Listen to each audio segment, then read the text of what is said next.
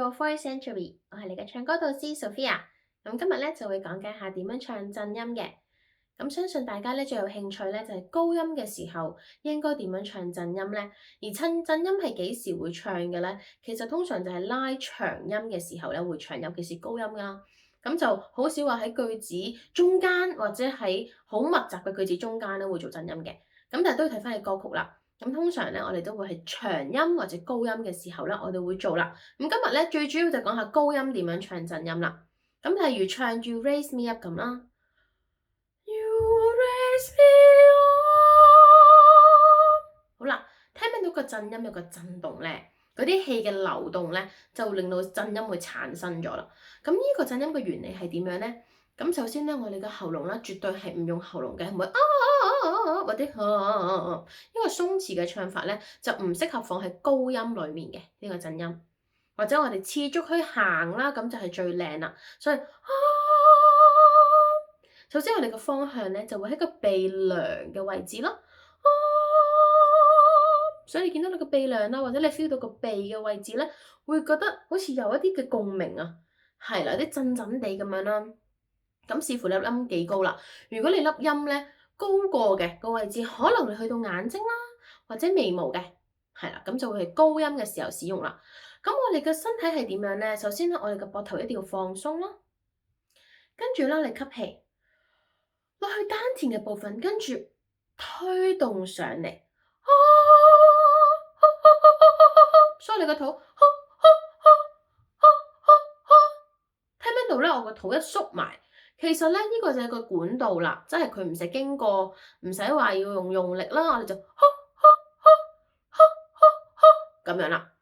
OK，跟住粒音咧就喺呢度，咁我哋一浸一浸一浸咁樣拱過去，例如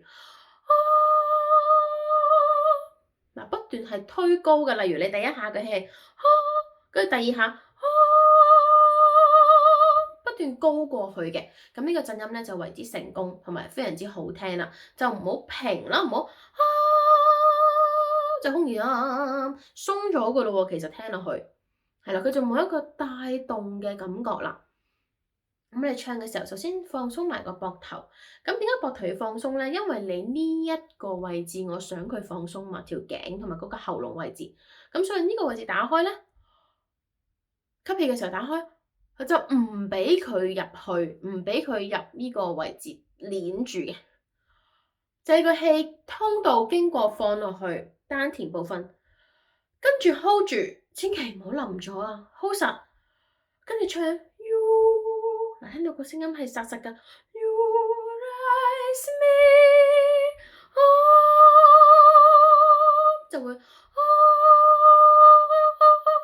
咁你個肚咧就不斷縮咁樣縮咁樣收，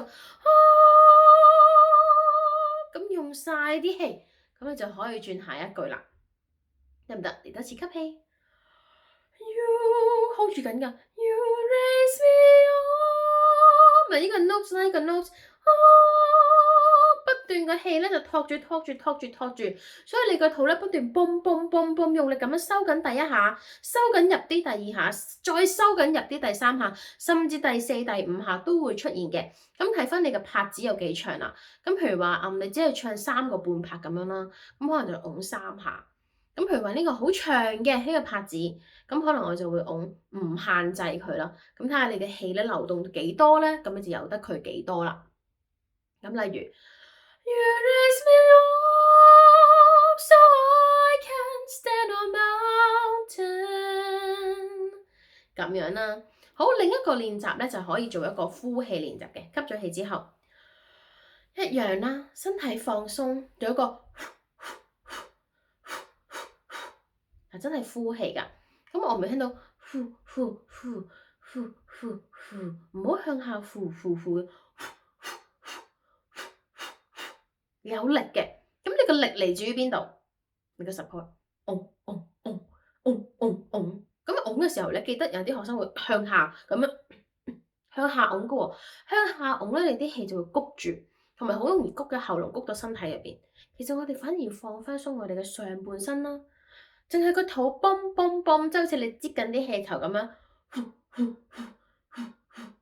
咁呢個部分咧係唔需要喐嘅，唔需要擱高頭，唔需要耷低，放鬆就可以啦。跟住，咁你好持續地呼嘅時候咧，發唔發現你嘅氣就幾下將佢斷開，咁第一下短啲，第二下就長啲，第三下再長，再長，咁呢個就模仿震音嘅，咁樣啦，咁你加個音俾佢啊。你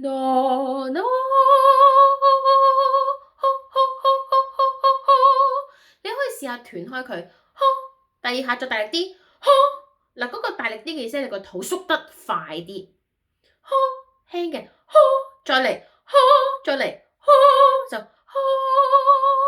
連住佢咁樣啦，嚟多一次，